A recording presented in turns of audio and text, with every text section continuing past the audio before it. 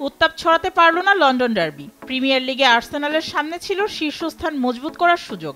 ম্যাচের ৩৮ মিনিটেই midfielder Caicedo foul করে রেড কার্ড দেখলে চেলসি নেমে যায় ১০ জনের দলে।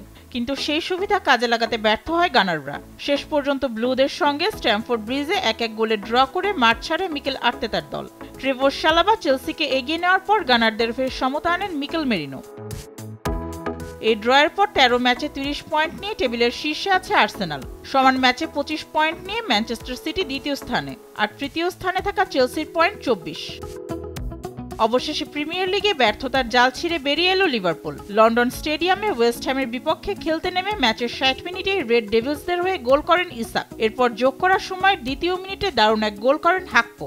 শেষ পর্যন্ত ২-০ গোলের জয় নিয়ে মাঠ ছাড়ে আর্নে স্লটের দল। লা লিগায় টানা ৩ ম্যাচে পয়েন্ট হারালো রিয়াল মাদ্রিদ। এবার জিরোনার মাঠেও হোঁচট খেল লস ব্লাঙ্কোসরা। জিরোনার বিপক্ষে ১-১ গোলে ড্র করল জাবি আলোনসোর দল।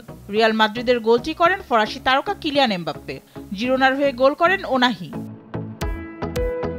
লা লিগায় টানা ৩ ম্যাচ ড্র করল রিয়াল মাদ্রিদ। শীর্ষে ফেরার সুযোগও হারালো দলটি। ১৪ ম্যাচে ১০ জয় ও ৩ ড্রয়ে ৩৩ পয়েন্ট নিয়ে ২ আছে রিয়াল। ১ পয়েন্ট বেশি নিয়ে শীর্ষে গতবারের champion Barcelona. Mehjabin Hossain, sports desk, Desh TV.